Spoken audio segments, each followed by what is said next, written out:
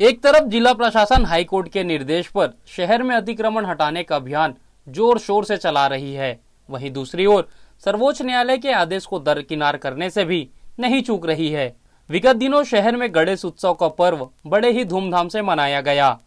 अनंत चतुर्थी के साथ ही विसर्जन का दौर भी शुरू हुआ।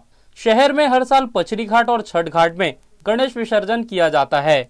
इस दौरान विसर्जन की आड़ में कान फोड़ू डीजे और धुमाल का इस्तेमाल देर रात तक धड़ल्ले से किया जाता है। इस दौरान असामाजिक तत्व सक्रिय होकर मारपीट की घटना को अंजाम देने से बाज नहीं आते। हाल ही में सरकंडा थाना क्षेत्र में इसी तरह की घटना सामने आई थी। सरकंडा पुलिस ने डीजे को क्या जब्त किया, लोगों का गुस्सा थाना परिसर में ही फूट पड़ा और बड़ी संख्या में लोगों ने सरकंडा थाने में पथराव किया। साथ ही स्थानीय पार्षद पर आरोप लगाते हुए उनके घर में भी पथराव कर दिया था।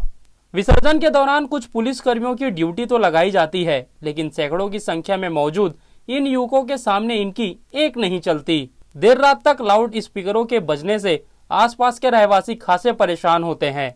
इसके साथ ही राह चलते राहगीरों को भी खासी परेशानियों का सामना करना पड़ता है। बीच सड़क पर नाचते इन युवाओं की वजह से सड़क पर वाहनों की लंबी कतार लग जाती है। सुप्रीम कोर्ट ने अपने आदेश में रात 10 बजे के बाद लाउड स्पीकर बजाने पर पाबंदी लगा रखी है, जिसका पालन शायद बिलासपुर पुलिस करना नहीं चाहती।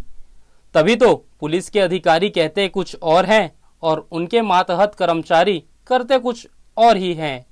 सुनिए इस मामले में क्या कहते हैं पुलिस के अधिकारी। हमने कोशिश की कि 10 बजे तक वो डीजे बंद हो जाने चाहिए और सख्त निर्देश दिए गए थे और इसमें कार्रवाई भी की गई थी, जिसमें सरकंडा थाने क्षेत्र में 2 डीजे को जब्त किया गया था और कल भी थाना कोतवाली में जब्त किया गया था। और जैसे ही हमको सूचना प्राप्त होती है तो उसमें कार्रवाई की जाती है और ये सख्त निर्देश है कि 10 बजे के बाद डीजे बंद होने चाहिए और जो एक निश्चित क्राइटेरिया है, निश्चित हर्ज की आवृत्ति की जो ध्वनि है वही उससे आनी चाहिए और अगर ज़्यादा ध्वनि आती है और वो मापदंड के पर खरा नहीं उतरती है तो इस पर कार्रवाई की जाएगी। नियम कायदों का परिपालन कराने वाला विभाग भी दरअसल धार्मिक मामलों के आगे नतमस्तक नजर आता है।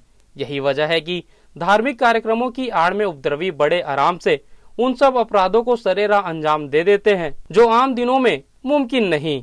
दबाव के चलते पुलिस भी इनके आगे बेबस और मूकदर्शक नजर आती है। पुलिस की यह बेचारगी ही दरअसल व्यवस्था की वह खामी है जिससे आम शहरी विसर्जन के इन दिनों में बेवजह परेशान होता है।